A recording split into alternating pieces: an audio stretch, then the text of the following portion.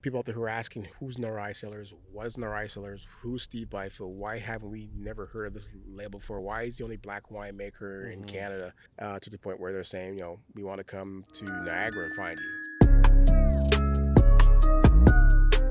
Hello and welcome to Hustle Over Everything podcast. This is the podcast where we receive stories, tips, and tactics from entrepreneurs who have done it. Today we have a special guest in the building. We're out here in Niagara Falls. We're talking to one of the only black-owned wine cellar owners in Canada. Steve, how you doing, my guy? How are you? Steve Byfield, man. I'm fine, guys. How are you doing today? I am fantastic. It was a nice drive out here. Good. I'm You glad you know, liked it it. was like a good team event. All of us were looking forward to this all week, and it's our first time at a winery. Exactly, Yeah. exactly. So to kick things off, I want to have an icebreaker when it comes to wine. You know, what's your top 5 wines, man? Talk to me. I like to drink or like to make? Because that's another question. Let's say drink. You know what I'm Drink. saying? Because we're talking to the people here.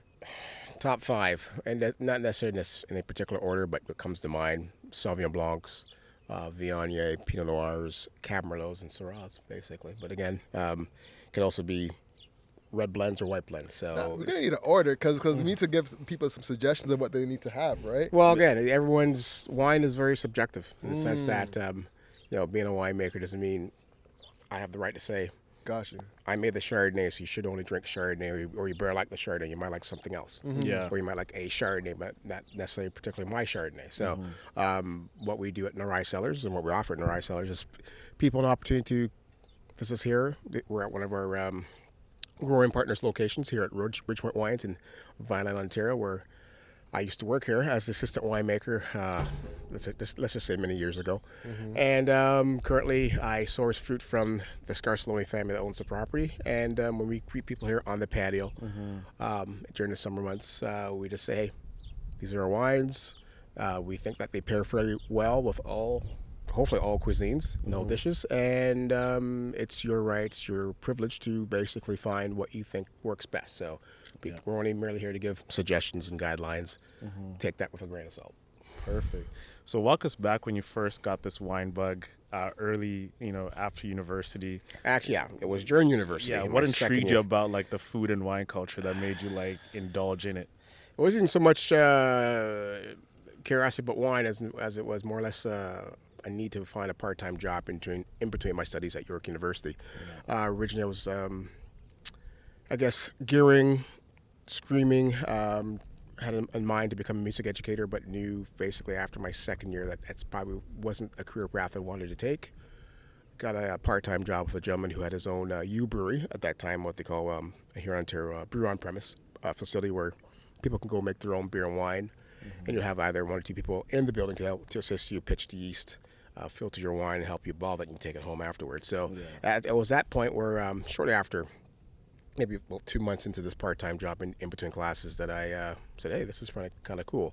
Was never really a wine connoisseur or lover of wine at that point. I was, at that point, I was much more in my music and, jazz composition and music major and so forth. But it quickly grew into a second passion to the point where by the time I finished university, I wanted to see the winemaking process from the commercial end as opposed to an amateur perspective that I had been indulging in since I guess year 2 of university.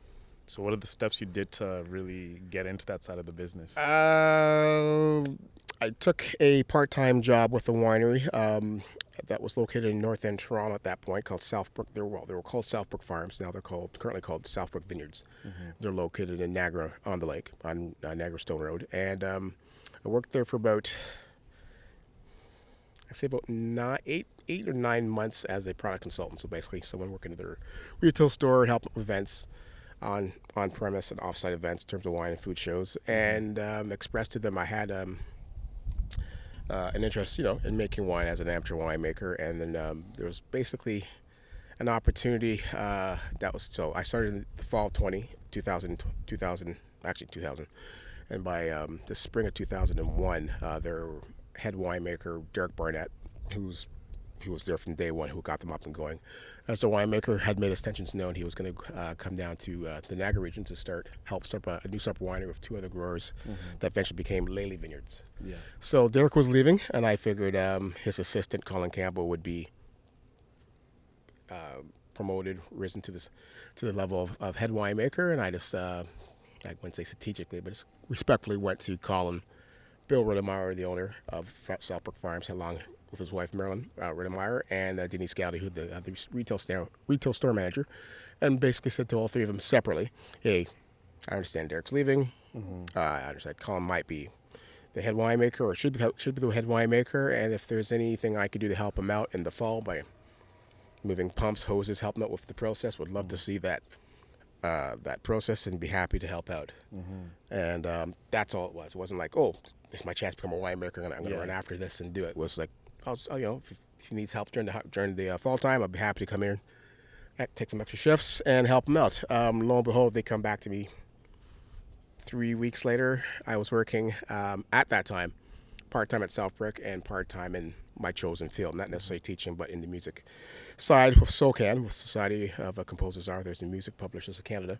And they came back to me and said, "Do you like your job at SOCAN?" I said, "Yeah, I love it. It's great, but I'm only on a contract basis, part-time, and I'm sure at some point, it probably won't go any further than that because they're not hiring and so forth." And they said, "Well, we thought about your offered help out here at the winery and the farm, and would you be interested to join us full-time as apprenticing winemaker?" And I didn't have to think twice. I just jumped at it. So from that point, I went on and helped out in the first year. I was hired on as the apprentice. Apprenticed about 3.5 years there. I took the onus on myself to go back to school. Wasn't the best student in my career, but went back to school. Took some part-time courses, school correspondence, so long distance learning through the University of Guelph, and just came down here on weekends to work on people's farms, just to learn about the process of grape growing, talk to winemakers, get to know the people here in the community, and by 2004, I was promoted to the assistant winemaker. 2005, which was my last vintage there, I more or less was looking after the harvest in terms of making the wine, and made the fateful move down here in the summer 2006 to work, of all places, part-time here at Ridgepoint, and at another winery on the other side of the escarpment here, and on the Jordan bench side of the escarpment, on the Beamsville and the Niagara escarpment here, called Calamus Estates, that had just opened up maybe a year and a half earlier. So I was working at two new start wineries, and it was just mainly a process of learning on my own, getting some help from a high school science teacher who was also an amateur beer maker, so he was able to show me the principles of fermentation in terms of microbiology and so forth, and then took some first-year university entry-level microbiology courses to basically learn and understand the terminology of enology for winemaking. So it's just more or less been I'm still learning. Yeah. So student of the game. You're always learning on this job. So it's been one of which a lot of paying the dues, doing the work, grunt work, learning from very skilled, passionate people who want to show and pass on to knowledge other people who do at least show the sense that they want to learn and they want to grow and help this industry, and just ran with it. So At what point did you say, I can now launch my own brand?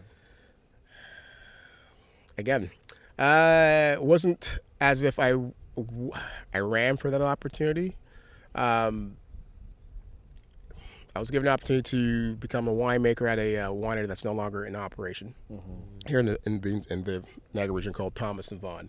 So I was there for about a year and a half, 2 years, and from that point, I was able to basically get a good understanding as to my abilities and my weaknesses and strengths, and wanted to work on that. And it wasn't until I guess the summer 2008, when I was still working at Calamus as their assistant winemaker, the owners at that time, the original owners, Pat Latin and Derek Saunders, offered me the opportunity to utilize their license to be to create my own brand, my own label. At that point, there were two other virtual labels in operation here in Niagara, Charles Baker's Riesling.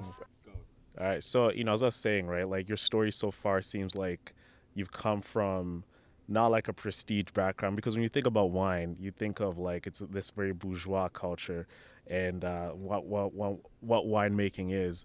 And I just want to commend you for that. So, like, how did that come into play? Like, you as like a winemaker, you being a man of color, what was like your journey into that, like, being like there's not many people who look like you? How are you like balancing that fact that, hey, this is like a black winemaker, especially in a space that's not typically Welcoming and opening. welcoming, Yeah, exactly. opening. Well, yeah, I didn't say welcoming, just hasn't been inclusive. Inclusive, yeah. There's good and bad actors in life. Yeah.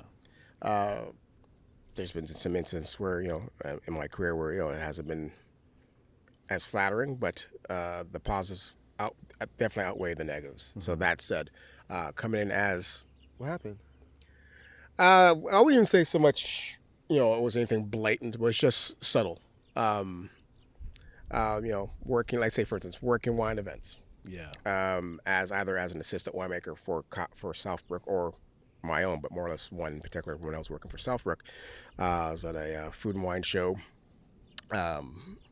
I represent the company, had a bunch of wines there, promotional material, talking to various people coming to the table, asking about the wines and so forth. And one couple came up, or pair came up, and we're trying some wines and so forth. And I was talking with them and between everybody else around the table. And the gentleman had said to me at one point, I think I offered to either rinse his glass or no, I actually offered to give him a different glass to go in between from white from red. And he said, "Oh, no, don't have to do that. You're obviously not from the industry. You must be working here part time for these people, just for the afternoon. Like I work for a winery and won't say where." And he goes, we can use the same glass. Just take the wine and rinse it out and so forth." I said, "Okay, no problem." So poured it and went about it and so forth. And he had some nice things to say about the wine and walked off. So did his partner. Probably about 2 months later, 2 or 3 months later, I was at another wine show at downtown Toronto, again with Southbrook. And I was working with one of my partners there from the winery, and he was going to the different tables, introducing himself, saying hi and so forth, because it's a pretty small congenial community. So basically everybody kind of knows everybody, and since that we want to support and, if one company does well, we all do well in terms of the Ontario wine brand. So Nick was walking around saying hi and so hello and so forth, and he brought back some friends that we knew from another winery, and lo and behold, one of the people that had this experience with a few months earlier came by the table, and she kind of looked at me, and I looked at her and said, "Hello." I didn't say anything. I was like, "I don't want to beat you up with it." I just said, "Yeah, hello, how you doing? Want to try some wine?" She said, "Sure, no problem." And you could see in her eyes, she's like trying to put the pieces of the puzzle together, going, "Okay, I've seen this person before, blah blah blah, and we're I'm pouring the wine. How you doing? Just this, that, and that, and that." And my friend Nick knew the story, and then he kind of looks at me, goes quietly, "Do you know her?" I said, "Yeah."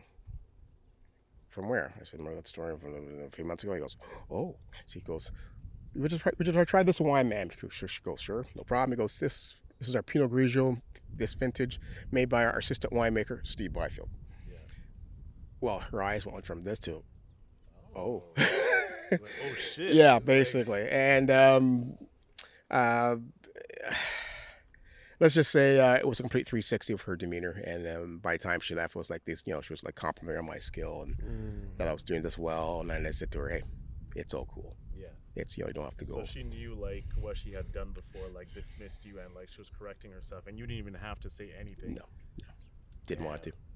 Didn't want to. I figure, karma comes back, right? So at some point it will come back. So, I mean, instances like that, but the flip side has been more positive, especially we were asking how was, I guess, my introduction or my welcome industry as part of the community has been nothing but favorable and very supportive. I mean, the Scarcelloni family here has been very supportive.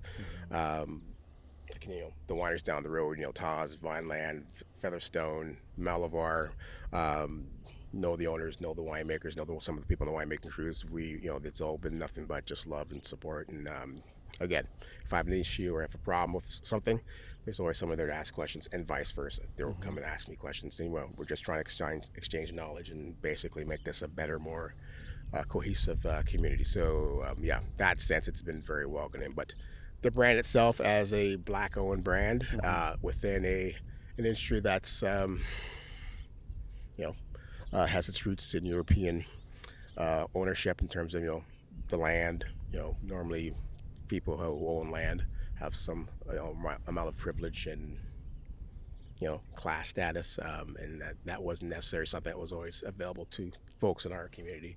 So to actually represent and do something that this is my brand. These are from grapes, necessarily that I may not grow myself, but get from growers who I've known, who I respect, and we're friends. It's been very gratifying and very unique, and it's been well received. Yeah. If someone wanted to get started, and with the goal of having their own wine, where would you point them?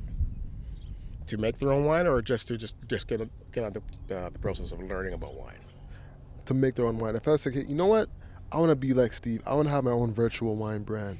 Where would I get started? Well, you would have to either obtain your own manufacturer's license, which is issued by the AGCO here in Ontario, to grant you the permission and the right to make alcohol on their behalf, or they'll have the opportunity to utilize someone else's manufacturer license, like an actual winery, and run your brand as a second label, which I do with Nyarai Cellars, which we've been doing since 2008, 2009. So, yeah, everything's still above board in terms of it's just rules and regulations that have to be followed. And, you just can't slap something together, put a label on, and say I'm going to sell. No, well, the government's going to want to know. Do you have a business license? Do you have a retail license? Do you have an excise license? What license? An excise, Canada excise. Excise. What's that? Basically taxes. Got you. So it's not saying it's all tax related, but it's definitely tax driven. So they want to know where the revenue's coming from, and it's also properly documented and also controlled as well, because for the most part it is a controlled substance that we're making in terms of alcohol. It has to be properly tracked. So yeah, there's anyone can apply for these licenses, and if you want to do it full-fledged, have your own property where you can welcome people, then you need land. So either you can buy the land, or if you can find someone they can rent land from, that's fine too. And then there's rules and regulations. You need X amount of acres in order to obtain a retail license that will allow you to sell the wine. There's just again, it's all regulatory control, but it is doable. It's just letting people know know that this is a viable career option if you want to do it. And I think we'd like to see more emphasis placed to that, at the secondary school level, in terms of the high school level, as this being promoted and fostered as a viable career path. So what do I need to know? Sciences, know that it's going to be some hard work, so some grunt work and so forth. But it is a creative process, and it is very fulfilling and rewarding.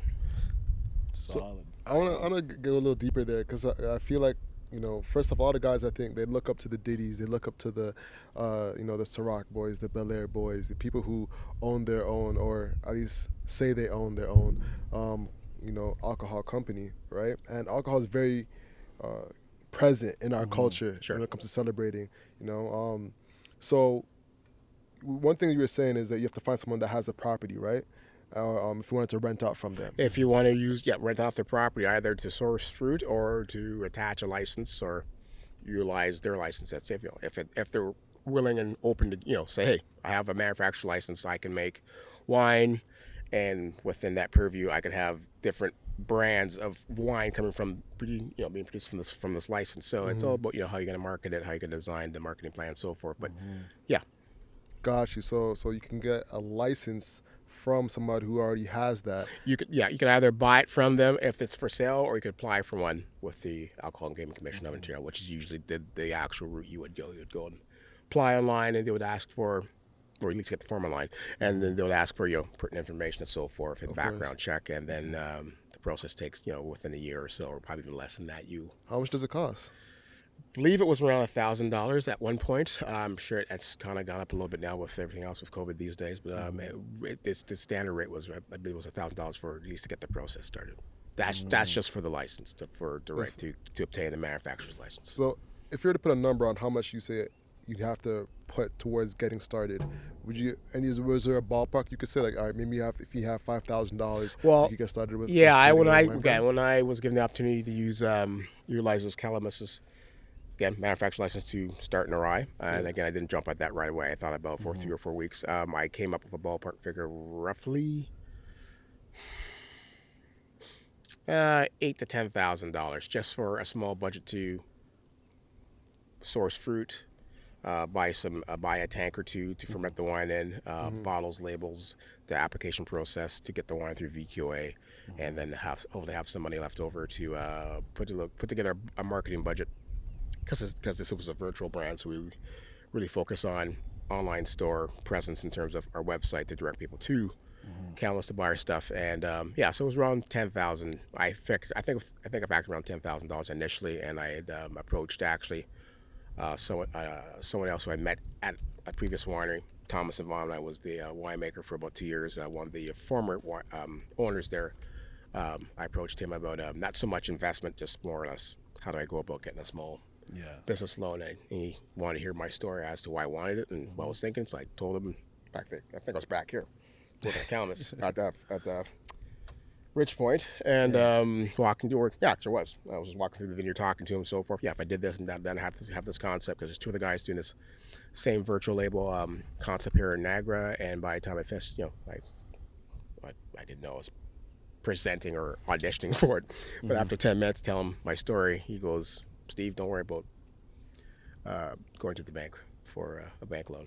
I'll front you. I've always told you that I want to work with you in this industry, and even though I'm no longer with Thomas and Vaughn Group, I still am very much interested in pursuing something." He goes, "I think we can do something." So he said, "Just you take lead, come up with a business plan, what you think, how the business should look like, and we'll get together in a month and a half time." So we did that, and everything just rolled up from that point.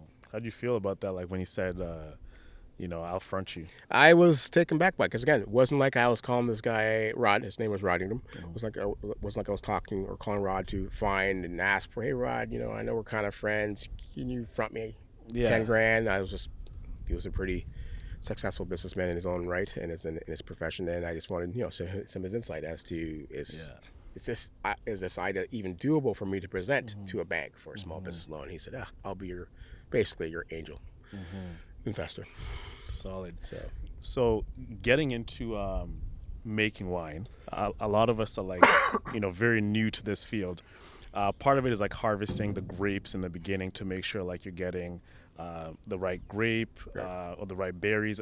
Matter of fact, for making red wine, when do you know it's like the right time to like harvest during the year, especially like when you're making something like a red wine?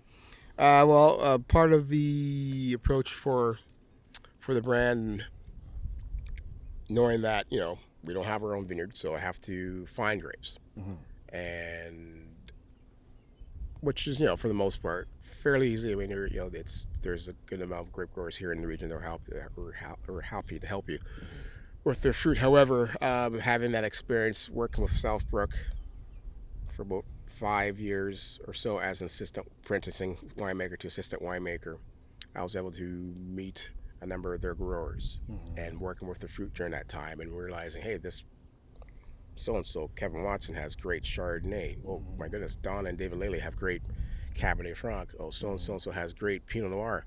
It would be kind of cool, just saying, if I ever won the 649, start my own winery. I'd definitely go back and contact these people, say, hey, can I buy X amount of tons of this, X amount of tons of that? Because we had that relationship.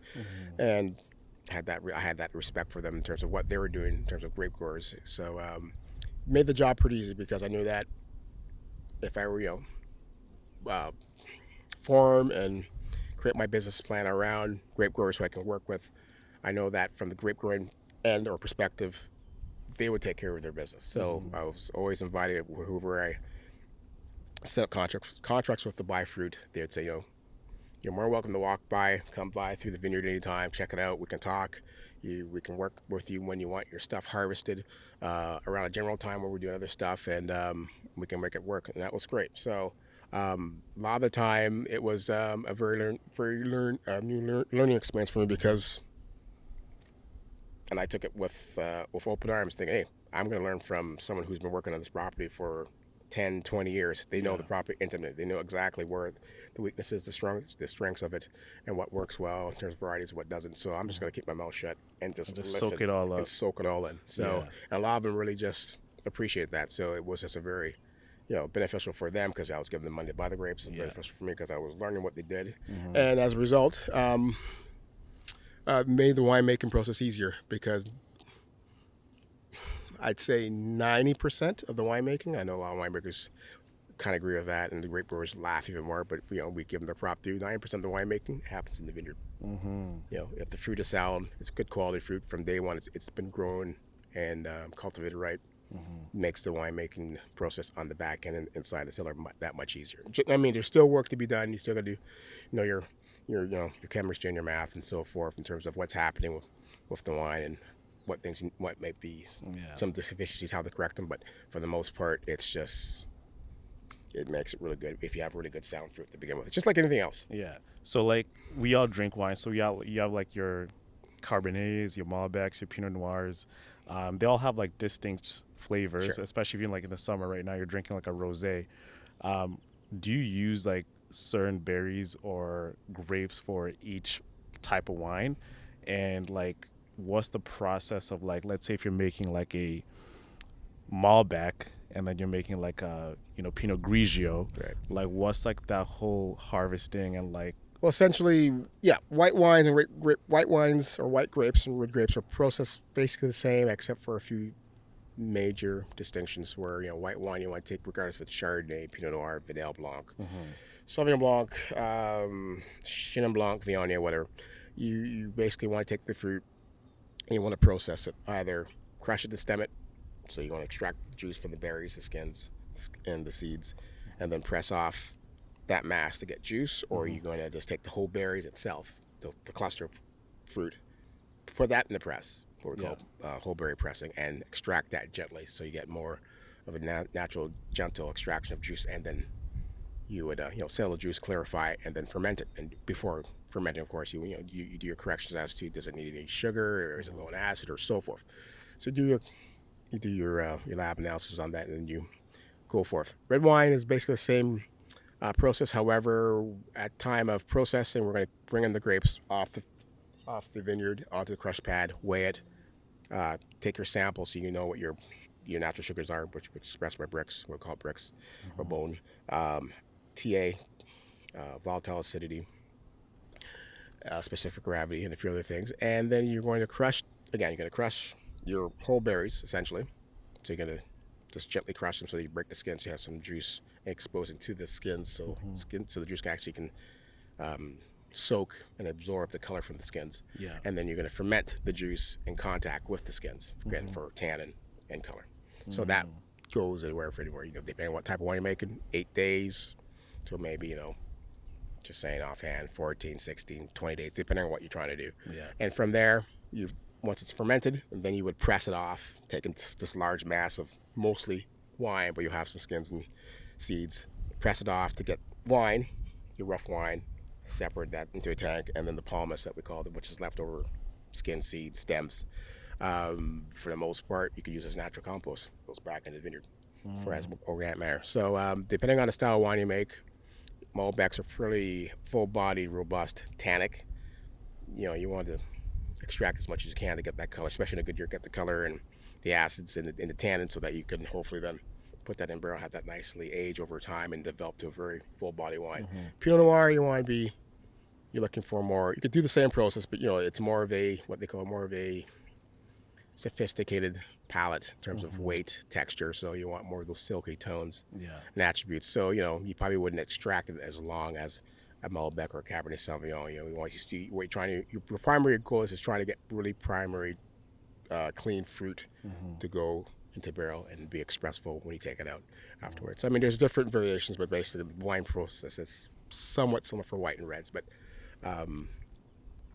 it's fairly just really at the discretion of the winemaker and the proprietor at certain terms what they want to do in the end.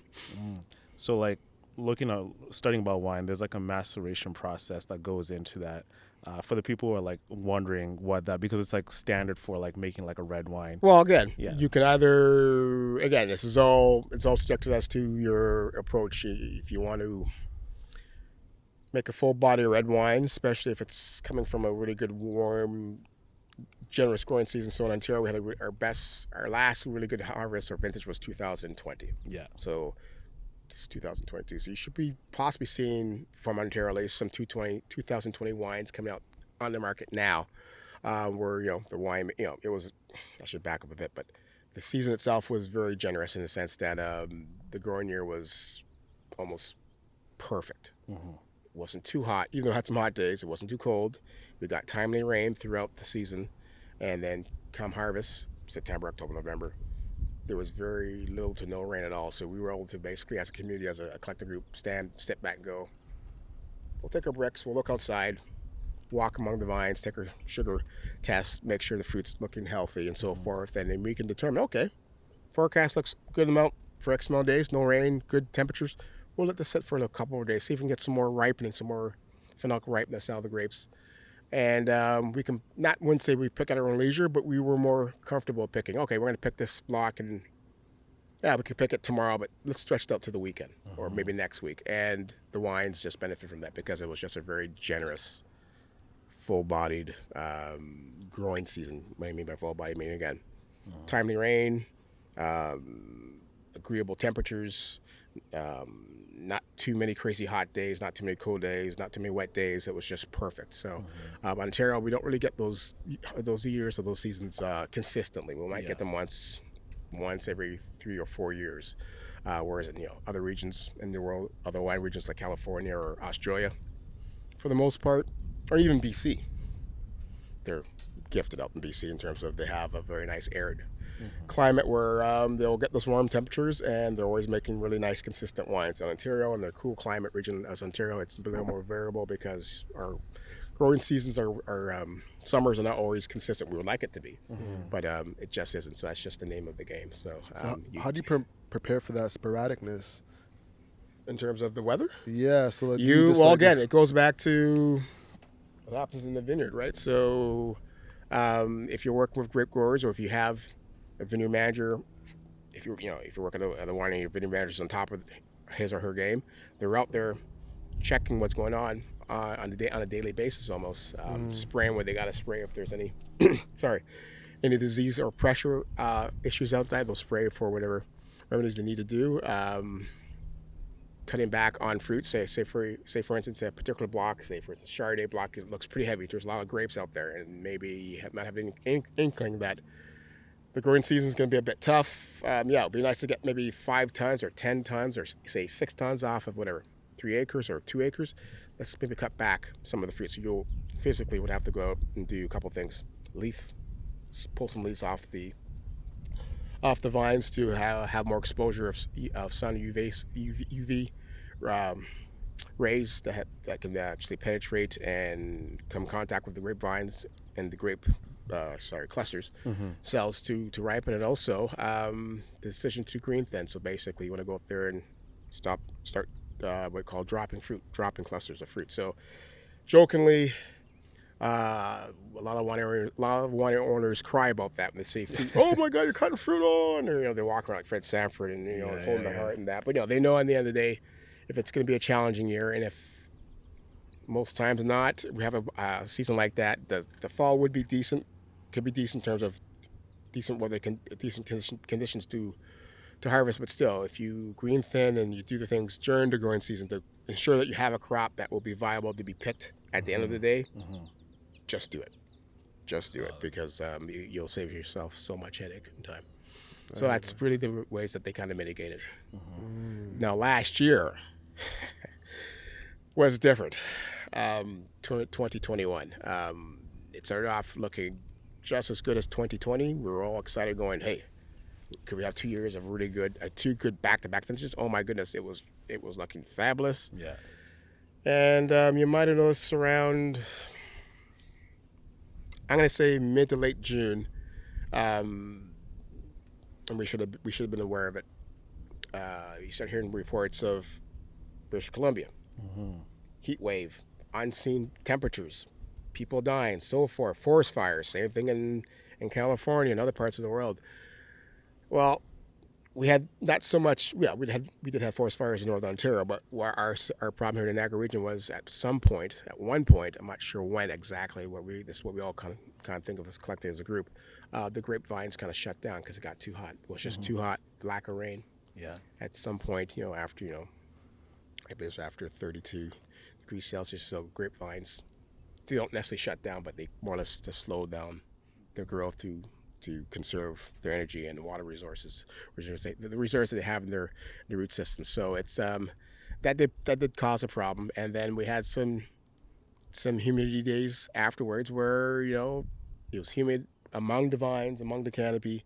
There wasn't a lot of air movement, so it was kind of stagnant, and that caused some fungus and some fungal growth on the vines. So that led to some other problems, to the point where it was like, by late August, September, it was like you start hearing reports of, Pinot Noir in some places, Pinot Noir, Riesling, it's not looking very good. So then we had to collectively react and say, okay, what needed to be done to save those varieties? So 2021 was a pretty challenging year for Ontario winemaking. From my perspective, it was probably the most challenging year I've ever seen to date. Again, that's why I said earlier, I'm still learning. Yeah. And you take from those experiences. But for the most part, the testament of this industry is we can, when it's a really good year for grape growing, we all look like rock stars.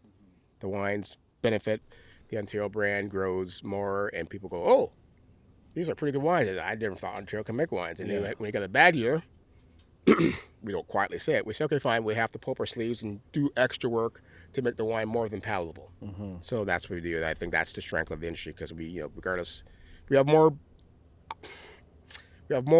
average years than good years. And in some points, we have some really excellent years, and we have some really good years. But it's more average years where the skill of the winemaker and what happens in the cellar with the cellar team, that really comes to play, and you really see, and learn from me, from my personal experience. That's where I've really learned to make the best what was been given to me by our growers, and just make the best product we can and make it consistent. So. Solid. Yeah. I want to ask you, I've always been curious, wine has always been looked at something that, gets better with time, right?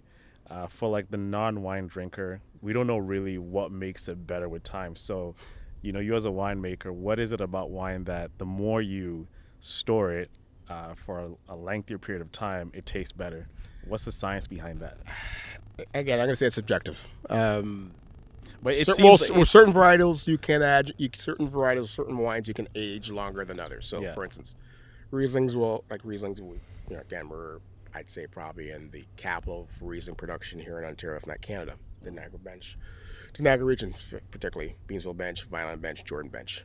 The bench meaning this largest rock escarpment that at one point many years ago was underwater. So as the continents divided and the seas receded, it left a plethora and next mixture of natural material and organic material and minerals on the different grades of the escarpment. So it goes basically, down to Lake Ontario. So that said, the bench area here in the Niagara region, it has very strong potential to grow world-class Riesling, because Riesling likes minerality, likes mineral. Lime and so forth. And on this property here, they grow a particular clone called Clone 49 Riesling, which is developed in Alsace, France. It's very aromatic. Great clone for among the Riesling clones of grape varieties. Directly cross street from here, we have the property for Vineland Estates, and Vineland's right over there. And they grow in a particular clone called the Weiss clone, which was named after one of the founding people who started Vineland Estates, and he was a grape grower and developed his own clone. And that does great here as well, on the bench as well in Niagara Lake. And that's actually the Weiss clone is kind of like our standard go-to grape. But that being said, Riesling is a grape that you can have it when it's young within the first year of release, or if you want to age it for 2, 3 years, or 4 years, you can see it change from a nice vibrant wine to more of those petrol tones and more of those mature tones where it's just nice and vibrant. Pinot Grigios, I'd say you probably want to drink them within a couple of years of release. Viognier, similar to Chardonnay, those two grape varieties, they can also age very well. But I would say really it depends on your own personal preference. I'm now talking from the consumer point of view. If you like your wines nice and oaky and sharp and racy, drink them when they're young. If you want those tones to hopefully tone down and mellow out over time, buy a couple bottles, drink a couple when you like them at that point, and then save one or two off to the side and go back to maybe a year or two and take mental notes. Okay, when I drank this wine the first time, it was this way. Now I'm trying this wine. Oh, I'm getting more vanilla notes, butterscotch notes. What's going on here? And that's just the wine going through its natural progression of aging.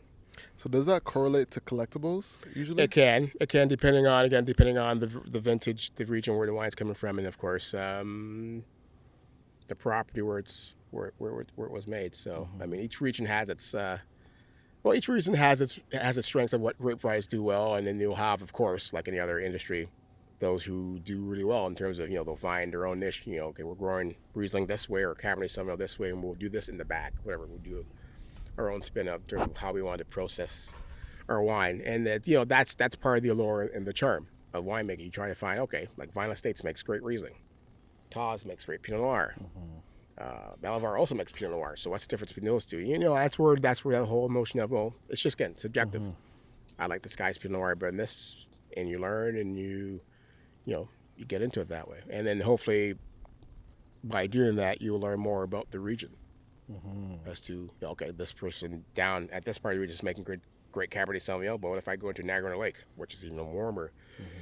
Climatic zone in terms of grape growing, and actually it's warmer than the beans will enjoy in area, in Vineland area. But some of the reds down there are just spectacular, which I source. Some of my fruit is primarily Cab Franc and specifically Cabernet Sauvignon for that reason, because they're really really strong properties down there.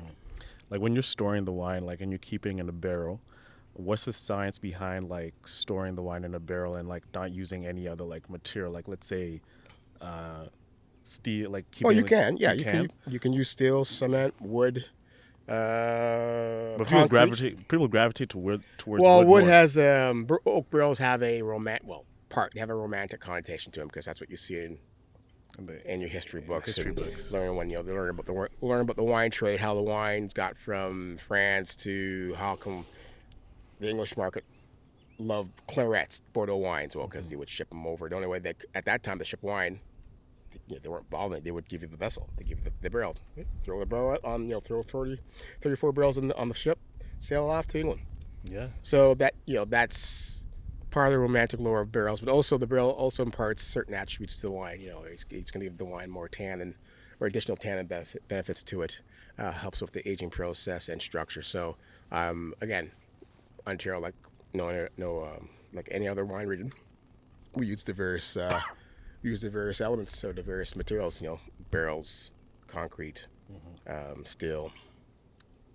So for storage. So again, it's all each property has its different attributes, but it's all good in the sense that I primarily use steel and oak barrels. Running your own wine company, what is your biggest challenge?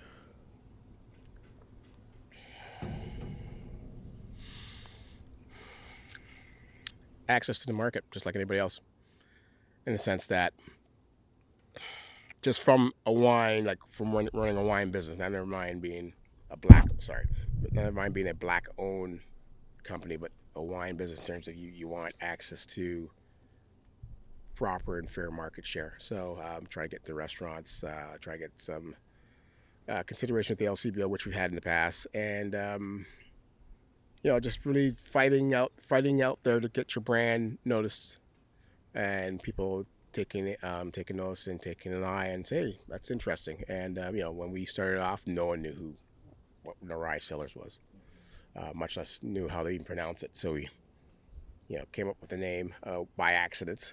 My business partner originally wanted me to put my name on the label, Steve Byfield to wine, or Steve Byfield Cellars. I'm like, I'm not doing it. Byfield wine, whatever.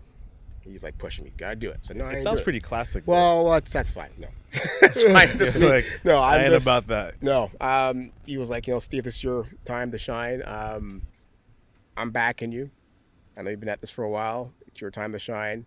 Go for it. I said, no, I want to come up with a name that we can develop a story narrative and promote the brand as such. So I, over the course of a couple of weeks, would do some permutations online in terms of go on Google and type in whatever and do some research. And I came across this one. Didn't know what it meant by. I think I was kind of pronouncing it right, Nyarai, and I looked into it and I was able to find out initially from my initial research and finding out information. It was a name given by a lot of young African American couples in the U.S. that were naming their firstborn daughters. I think that's kind of cool. It has a nice feminine tone.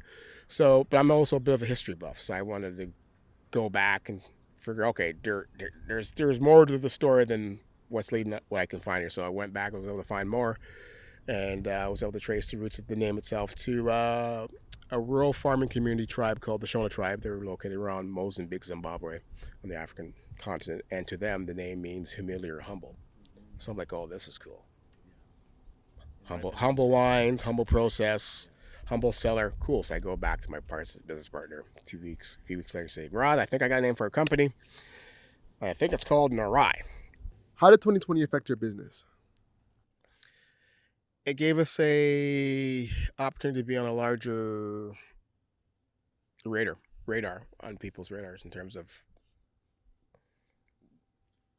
just hearing about us, gaining awareness of who we were, and then I don't have to say what happened in 2020. We were stuck at home because of the pandemic and trying to figure out what was going on in the world, and as a result of working from home, or not doing schooling at home or whatever, social media became more entrenched and more entrenched in our lives. So most of our sales are done online. Sorry. And we had, myself along with my business partner, Sharon Little.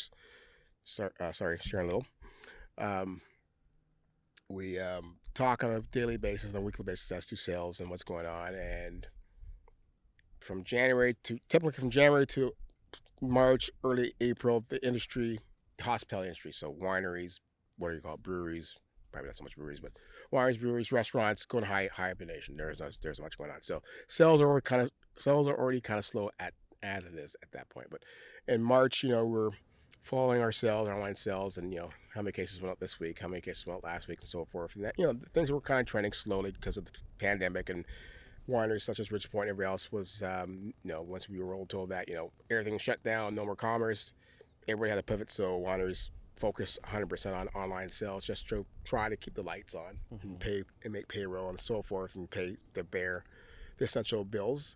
We were no different. We were already a virtual label, and we figured, well, there's no point even talking to restaurants are not open, so we'll have to focus all of our attention on social media and just let people know aware of the brand and so forth. So that was March. April sales were not bad, but they were kind of steady. But then by the end of April, May, we started seeing a trend where we're getting more sales on a day-to-day basis, and it was around the time when George Floyd incident was happening in the States, and again, we're all glued to our phones and televisions and going to what's going on with the world and so forth. And I was talking to a buddy of mine. I was born and raised in Kitchener, so I was talking to a friend of mine in Kitchener about the situation and expressing my difficulty to accept what I was seeing. That with Breonna Taylor and Aubrey. Ahmaud Arbery as well, and just saying, there's something this didn't feel right in this person of color. I was like really upset. But then watching the George Floyd tape, and I've only watched it twice. The first time going, what happened, and like, oh my goodness, and then I had to watch it the second time, and halfway watching the second time, I said, I can't watch this, because that's when I realized what I thought I heard the first time, I definitely heard the second time, hearing that man calling for his mother. I said, okay, I can't watch this.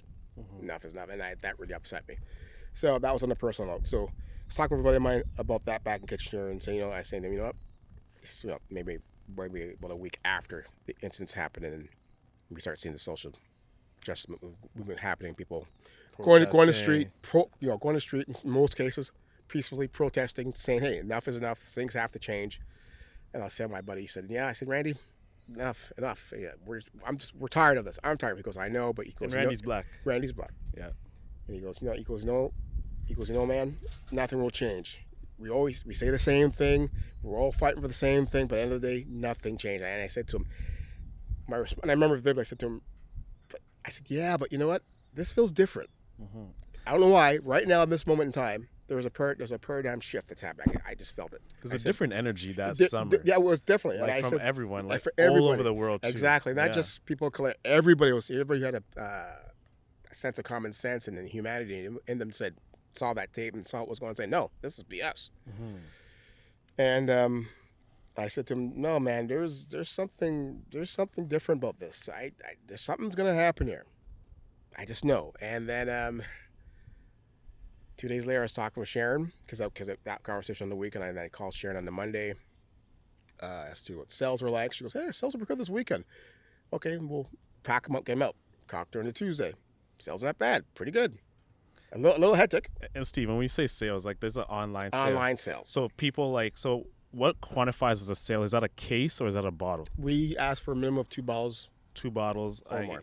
So from I can go to Nyarai Cellars, buy 2 bottles, and you ship it to me. We'll ship it to you. Okay, perfect. Yeah. So all we right. did that because I know you want to buy some wine. So Gotta plug that in. So we did that. So yeah, we were tracking that, and then I didn't talk to her on the Wednesday, but I talked to her on the Thursday. I said to her, "How are we doing?" She goes, "I don't know what's going on." She goes, "Sales have just increased almost by 100% in the last 5 days." She goes to the point where you and someone else have to come in and help me out to get the stuff out. I said, "Sure." And she goes like, "I've never seen this." I said to her, "Yeah, I think I know what this is." I guess I said to her, "I think this might be an actual feedback or reaction from what's happening stateside, and people want to support Black-owned and BIPOC businesses."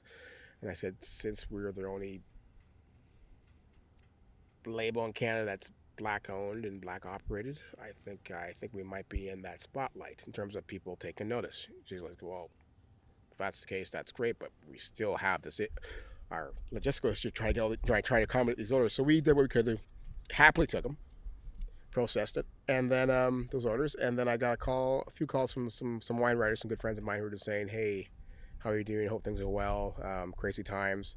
Have you been checking your social media feeds lately?" I'm like, "No, that's Sharon's job. I'll have my own little Twitter account and whatever." But he goes, "No, you need to go on social media yourself, like on your company account, and see what's going on." You have people out there who are asking, who's Nyarai Cellars? What is Nyarai Cellars? Who's Steve Byfield? Why haven't we never heard of this label before? Why is he the only Black winemaker in Canada? And I'm, well, those who know me, I'm a pretty, I self-describe myself as a pretty quiet, keep to myself type of personality and so forth. And realized fairly quickly afterwards that this was an opportunity for, people obviously wanted to come out and support us and find us and meet us here. So forth, and I figured, I just have to put myself out there, even though I might feel a bit uncomfortable with the spotlight. I'd rather have my wines do the talk, and I figured, hey, if I just put myself out there, just at least greet people, acknowledge that, hey, and we were very much appreciative of that, and make those connections with people and say, come out, visit us if you like, to the point where they're saying, we want to come to Niagara and find you. So we talked to our folks here, our friends here at Ridgepoint Wines, set up our own tent in addition to their tent, which will be put up in a week's time. And we greeted people, and throughout that summer, it just every weekend, Friday, Saturday, Sunday, we were getting people like 20, 30 people a day coming for set time appointments. We would actually be telling them, okay, we can't take everybody at the same time because of COVID restrictions and so forth. Groups no larger than 6 or 8, social distancing, time, this is your time, and this time. And for most people did abide by it, and they came to see us during their times, and the feedback was just incredible to the point where I was really just taken back and extremely humbled. Not just pleased, like, oh, we're making money. No, the money will take care of itself. It was just to be, emotionally humbled by the whole situation, going, this is surreal. Yeah. And to the point where I felt guilty initially about, okay, we're getting all this attention based on what's been happening stateside. Yeah. And that's not cool. And then I talked to a few people, and my mother best put it to me. She said, "You know what, son, you just have to make the best out of the situation. Make the negative into a positive." And people will see that. People recognize that. So that's what we did. So, If there was a quote that has impacted you and your business, what quote would that be?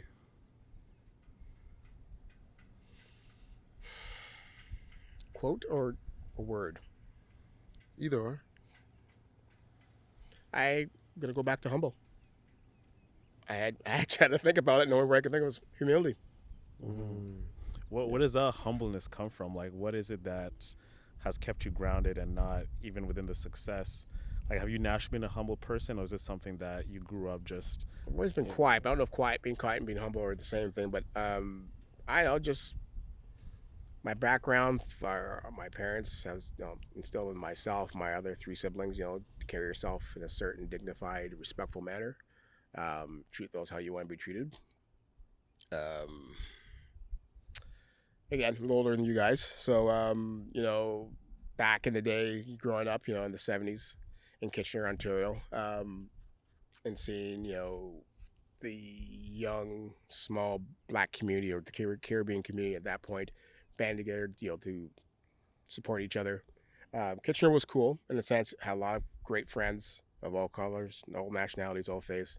Love them. Great upbringing. But just knowing that, what Canada and what the world was at that time in the 60s, the turbulent times, with the civil rights movement and so forth. And, my parents coming from Jamaica, from the Caribbean, they met here in Canada, didn't know each other in Jamaica, but they met here in Kitchener. Just really appreciating, as I get older, I appreciate more and more and more. But, it's been a while that I'm really, give them their due and appreciate what they've done to raise a family, back in the day. It's just mind blowing. Okay. I mean, half the crap that they went through then, I don't think I would even put up with it now. I mean, seriously. I know a lot of people of my, my peers would be the same way, and people, who are not even from the community would say the same thing. No, it's, you don't treat people that way. It was just a different time. I mean, yes, the world was evolving and becoming more accepted, but they just our upbringing, just be humble and just take care of your own and do the best you can. And that sometimes, because of your personal color, you might have to work a little harder to get the respect of what you're doing compared to your peers. And doesn't mean you're not as talented. You just have to work a little harder to be better at the game. So that's always been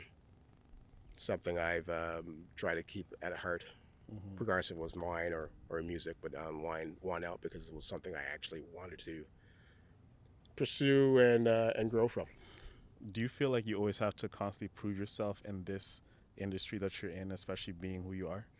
I feel I have to prove something to myself personally, just as in terms of winemaking. So, for instance, and I'll explain this quickly. Regardless if I put a bottle of wine made from 2020 or 2021, I'm always thinking, okay, what could I have done better with that wine? And what do I need to do to make that wine, the next vintage, better? So I think that's been a big part, and element or degree, or we will call it ingredient, in terms of just working harder to always have better products coming from Nyarai from each year, so people can see, this isn't just a one-off, or he's just using his ethnicity to get it going. No, there's some merit to what's in the bottle. There's some merit what's in the brand. What myself, sharing a little, our bookkeeper Judith Barnett, and our other support friends Renee and Beverly, and other people. We're just always promoting that fact and just want to move that narrative forward. And that this is a serious wine brand. I guess that's you got on film. That's my only part. I'm going to gloat and say, I'm going to take some pride. But that's the one part we always want to take this part as. Our brand has been a serious brand, take it as such, because we're trying to make serious wines and wines that are reflective of the VQA/Untitled brand. We want to be part of that community. We are part of the community. We're proud to be part of the community, and we just want to do our best to keep our end of the bargain. Most definitely. As work towards wrapping up, where can people find you? They can find us at www.nyaraicellars.ca, and also we'll be relocating our base of operation to at the end of the month, so end of May/June 1st, to West Avenue Cider House, located in Fruition or Flamborough, Ontario. So I've known the owners, Chris Hayworth and Amy Robson, for a little bit now, and we've done some collaborative work there with them, meaning our Nyarai brand with their brand, West Avenue, making some cider/wine, sparkling wines, and yeah, something we've been talking about for a number of years, and it's coming to play now. We're gonna put our home there and build a brand from that such. And yeah, looking forward to it. It's a great experience and opportunity. As you're building this brand, Steve, like what does success look like for you, like in the next 10 years as you build your business? Hopefully to sell one, and hopefully to build this brand from our current production to whatever we have. I'm not going to say too much what's happening on the back scene, but we have some very interesting offers and opportunities to expand the brand, not just provincially, but hopefully nationally. Mm-hmm. Maybe we'll see. There is definitely some. Definitely have received some interest and express interest from stateside as to where people can find our wines. Of course, we don't have any representation right now, and that's all I'm going to say right now. But that hopefully will change in the future. But no, it's been really again in the last couple of years. It's gone to a stage where I didn't think it would go to, because again we were working so hard up to that point to get where it's at, and we're happy with that. But figure there has to be more to this. There should be more to this, and then meeting new contacts and so forth over the last couple of years. It's been pretty cool. Mm-hmm. Amazing. With that being said, ladies and gentlemen, the hustle is what you can control. So control your grind and control your life.